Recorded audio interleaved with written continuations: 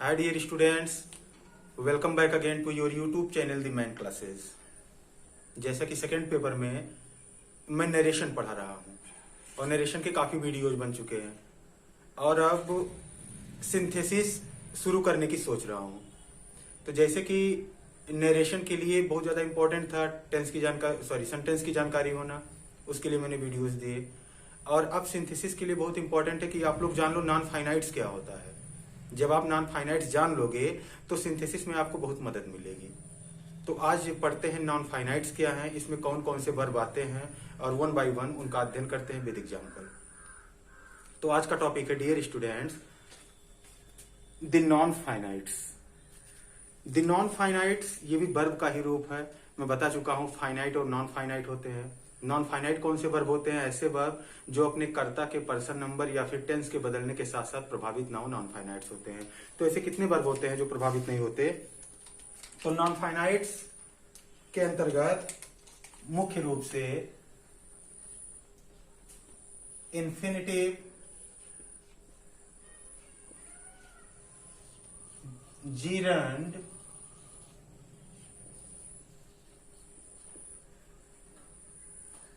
और पार्टिसिपल आते हैं। नॉन फाइनाइट्स के अंतर्गत, यदि नॉन फाइनाइट की बात करें तो कौन कौन से वर्ब नॉन फाइनाइट के अंतर्गत आते हैं? इन्फिनिटिव आता है, जीरंड आता है और पार्टिसिपल आता है। ये वो वर्ब्स हैं जो अपने कर्ता के पर्सन नंबर या फिर टेंस के बदलने के साथ साथ प्रभावित नहीं होते हैं वाक्य में। तो अब वन बाय वन अगर अध्ययन करें तो सबसे पहले शुरुआत करते हैं इन्फिनिटिव से। इन्फिनिटिव क्या होता है? तो यदि if the question is asked what infinitive is, infinitive क्या होता है, you have to say that infinitive जो होता है वो एक नॉन फाइनाइट वर्ब है और या 2 + V1 के स्ट्रक्चर पर लिखा जाता है। जैसे हमें किसी चीज को इन्फिनिटिव के फॉर्म में लिखना हो तो हम क्या लिखेंगे? 2 + V1। हम जब 2 + V1 मतलब first form of the verb, जब हम 2 के साथ वर्ब का फर्स्ट फॉर्म लिखते हैं तो वो इन्फिनिटिव बन जाता है। और उसका हिंदी अर्थ जब निकालते हैं तो उसका हिंदी अर्थ हमेशा होता है लास्ट में ना नीने जरूर आएगा। जैसे हम 2 के साथ लिख दें गो, तो इसका अर्थ हो गया जाना। सिर्फ गो मतलब जाना नहीं होता है। टू गो इन्फिनिटिव जब ऐड कर दिया जाता है, टू ऐड कर दिया जाता है V1 से पहले, तब उसका अर्थ हो जाता है नानी ने अंत में जरूर आएगा, वो इन्फिनिटिव होता है। अब जैसे मैंने लिखा टू लाफ, टू लाफ हंसना, टू प्ले खेलना। तो यहां पर एक चीज कॉमन देख रहे होगे, सबके लास्ट में ना नीने आ रहा है। तो ये ना नीने तभी आता है जब वर्ब के पहले टू लगा होता है, वो उसे इन्फिनिटिव बना देता है। तो नॉन फाइनाइट के अंतर्गत पहला टॉपिक, पहला वर्ब है इन्फिनिटिव। इन्फिनिटिव क्या होता है? इन्फिनिटिव की रचना 2 + V1 से होती है, जिसका हिंदी में अर्थ निकालने पर ना नीने आता है। जैसे टू गो मीन्स जाना हो गया, टू लाफ मतलब हंसना हो गया, टू प्ले मतलब खेलना हो गया। अब क्या यही है इन्फिनिटिव? नहीं, अभी इन्फिनिटिव के प्रकार बचे हैं। इन्फिनिटिव कितने प्रकार का होता है? तो इन्फिनिटिव मुख्य रूप से 2 प्रकार का होता है, सिंपल इन्फिनिटिव और जीरेंडियल इन्फिनिटिव। सिंपल इन्फिनिटिव और जीरेंडियल इन्फिनिटिव, ये इन्फिनिटिव के प्रकार हैं। अब सिंपल इन्फिनिटिव पहले पढ़ते हैं। सिंपल इन्फिनिटिव क्या होता है? सिंपल इन्फिनिटिव फॉलो करता है नाउन के 4 फंक्शन को, नाउन के 4 फंक्शंस, नाउन के 4 फंक्शंस को जनरली फॉलो करता है सिंपल इन्फिनिटिव। तो इन्फिनिटिव क्या है? इन्फिनिटिव एक नॉन फाइनाइट वर्ब है जिसका स्ट्रक्चर होता है 2 + V1, जिसका हिंदी अर्थ होता है ना नीने। जैसे टू को जाना, टू लाफ हंसना, टू प्ले खेलना इत्यादि। अब इन्फिनिटिव कितने प्रकार के होते हैं? इन्फिनिटिव 2 प्रकार का होता है, सिंपल इन्फिनिटिव और जीरेंडियल इन्फिनिटिव। और सिंपल इन्फिनिटिव की बात करते हैं। सिंपल इन्फिनिटिव मुख्यतः नाउन के 4 फंक्शंस का अनुसरण करता है। मतलब 2 + V1 लिखा हो, उसके 4 फंक्शन मुख्य रूप से हैं जब वो नाउन को फॉलो करता है तब। तो आइए देखते हैं सिंपल इन्फिनिटिव के 4 फंक्शन कौन कौन से हैं जहां पर वो नाउन को फॉलो करता है। तो इस क्रम में अब पहला फंक्शन है subject to the verb, subject to the verb.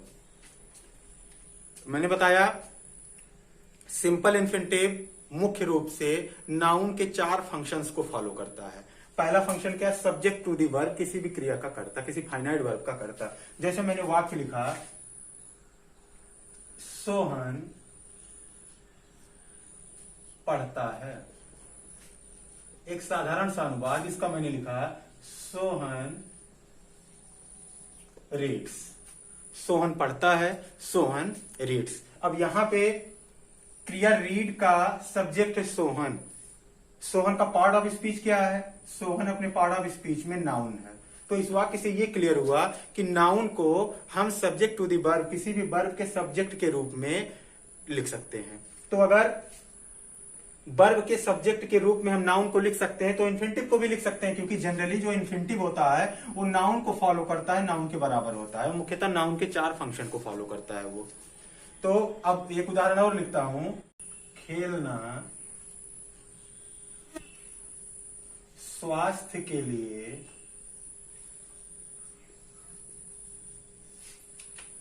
अच्छा है। मैंने एक साधारण सा अनुवाद लिख रहा है कि खेलना स्वास्थ्य के लिए अच्छा है। अब यहां पे देखेंगे सब्जेक्ट के स्थान पर जो शब्द लिखा गया उसमें ना नीने है, और याद रखना ये ना नीने वर्ब में ही होना चाहिए, ये ना नीने वर्ब में ही होना चाहिए। खेलना यहाँ पे सब्जेक्ट था सोहन, यहाँ पे सब्जेक्ट है खेलना। खेलना के अंत में क्या आया? ना नीने। मैंने बताया इन्फिनिटिव का क्या हिंदी अर्थ होता है? ना नीने। किसी वर्ब के अंत में ना नीने हो तो जनरली इन्फिनिटिव का यूज किया जाता है। अब इसका अनुवाद करेंगे to play. To play subject लिखने के बाद अनुवाद करते समय हमेशा रिवर्सिबल ऑर्डर में आया जाता है। अब रिवर्स वे में, अब जैसे टू प्ले लिख दिए, अब इसके बाद हम लास्ट से चलेंगे। टू प्ले सब्जेक्ट हो गया, सब्जेक्ट के लिखने के बाद वर्ब का प्रयोग। तो to play is good for health. To play is good for health, खेलना स्वास्थ्य के लिए अच्छा है। अब दोनों वाक्य में कंपैरिजन करके आप खुद देख सकते हैं। यहाँ पे सब्जेक्ट था सोहन, यहाँ पे सब्जेक्ट था खेलना, यहाँ पे सब्जेक्ट था नाउन, यहाँ पे सब्जेक्ट है इन्फिनिटिव। तो अब सोहन नाउन है, नाउन को क्या फॉलो करता है? इन्फिनिटिव फंक्शन के मामले में बेसिकली। तो अगर नाउन को हम सब्जेक्ट के रूप में लिख सकते हैं तो डेफिनेटली इन्फिनिटिव को भी सब्जेक्ट के रूप में लिखा जाता है according to the sentence, sentence की डिमांड हो तो। अब to play is good for health, to play के साथ इज का प्रयोग हुआ, ठीक, टू प्ले के साथ इज का प्रयोग हुआ। याद रहे इन्फिनिटिव हमेशा सिंगुलर होता है, इन्फिनिटिव हमेशा सिंगुलर होता है। तो ये इन्फिनिटिव का पहला यूज था कि इन्फिनिटिव को हम नाउन की तरह सब्जेक्ट के रूप में लिख सकते हैं। तो आपने देखा कि इन्फिनिटिव को, सिंपल इन्फिनिटिव को सामान्यतः हम नाउन के स्थान पर या नाउन की तरह सब्जेक्ट के रूप में प्रयुक्त कर सकते हैं। अब इन्फिनिटिव का दूसरा यूज क्या है? Object to the verb. Infinitive को हम वाक्य में क्रिया के ऑब्जेक्ट के रूप में लिख सकते हैं, जिस तरह से हम नाउन को लिखते हैं। तो मैंने उदाहरण लिखा ही बॉट ए कार, उसने एक कार खरीदा। किसी वाक्य में ऑब्जेक्ट है या नहीं है इसकी जानकारी करने के लिए फाइनाइट वर्ब में क्या या किसे लगाकर क्वेश्चन करते हैं, जो जवाब मिलता है वही ऑब्जेक्ट होता है। तो ही बॉट ए कार, उसने एक कार खरीदा। क्या खरीदा? कार खरीदा।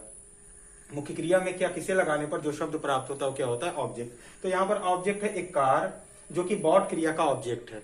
और इसका पार्ट ऑफ स्पीच क्या है? इसका पार्ट ऑफ स्पीच है कि ये एक नाउन है। तो नाउन को हम क्रिया के ऑब्जेक्ट के रूप में लिख सकते हैं, तो निश्चित रूप से इन्फिनिटिव को भी क्रिया के ऑब्जेक्ट के रूप में लिख सकते हैं, क्योंकि इन्फिनिटिव नाउन को फॉलो करता है। तो मैंने लिखा कि वह जाना चाहता है, वह जाना चाहता है। अब इस वाक्य का मैंने अनुवाद लिखा, ही वॉन्ट्स टू गो, वह जाना चाहता है। अब यहां पे देखिए ऑब्जेक्ट क्या है? एक कार। कैसे पता चला? फाइनाइट वर्ब में क्या या किसे लगाने पर।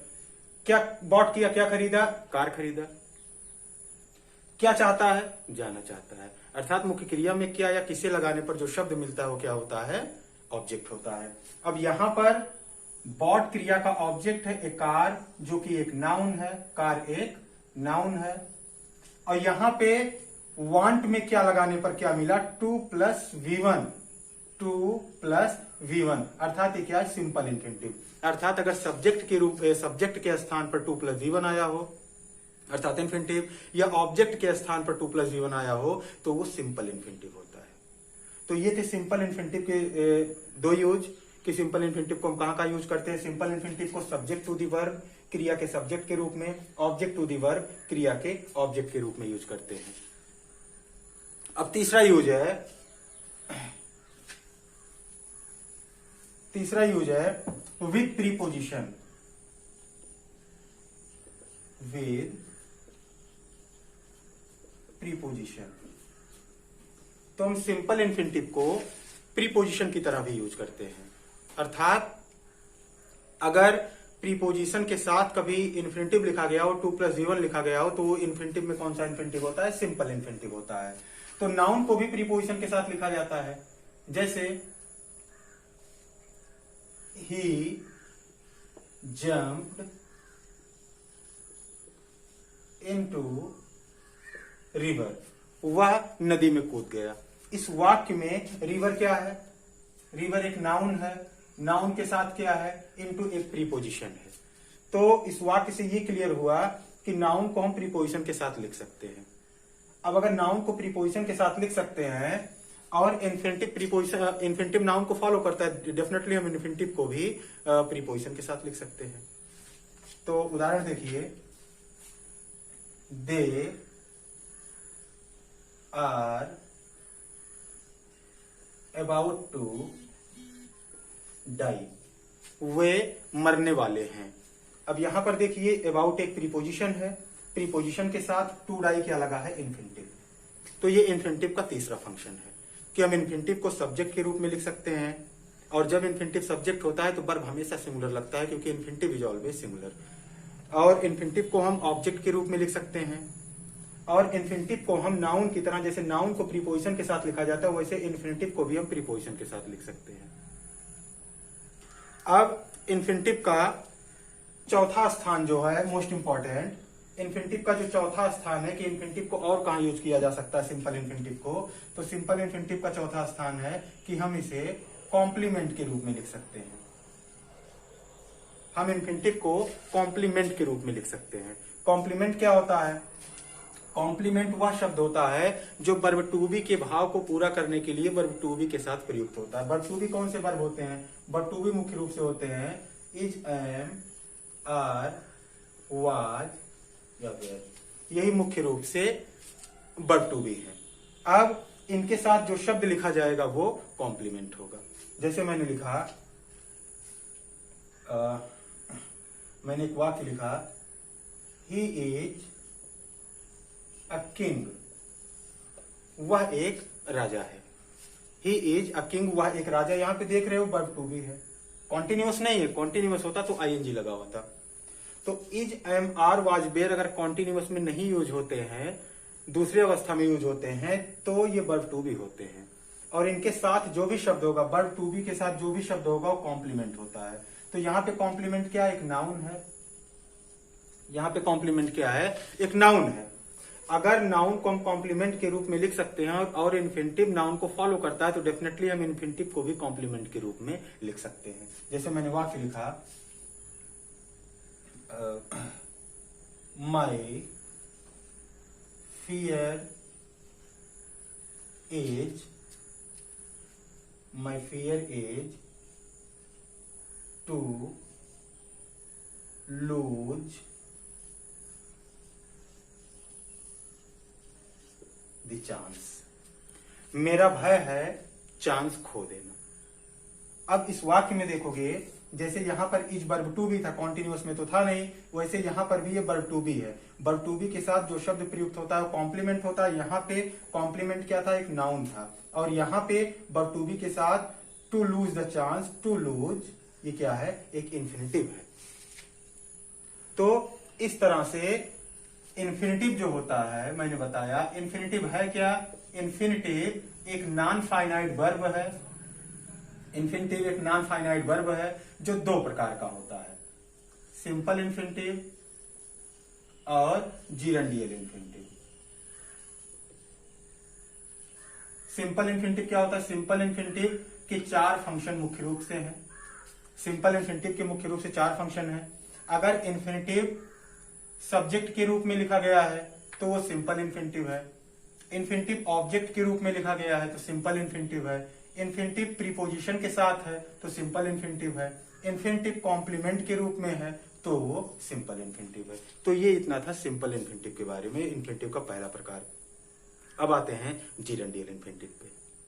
हाँ स्टूडेंट्स, तो ये था इन्फिनिटिव में सिंपल इन्फिनिटिव का वर्णन। जैसा कि मैंने बताया, सिंपल इन्फिनिटिव को 4 जगहों पर प्रयुक्त करते हैं सेंटेंस में। सब्जेक्ट के रूप में, ऑब्जेक्ट के रूप में, प्रीपोजिशन के साथ, या यूं को प्रीपोजिशन के ऑब्जेक्ट के रूप में, और फिर कॉम्प्लीमेंट के रूप में।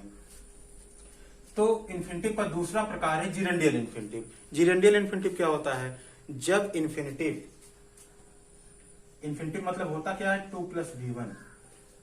जब ये स्ट्रक्चर 2 + v1 किसी नाउन या एडजेक्टिव के बाद आए,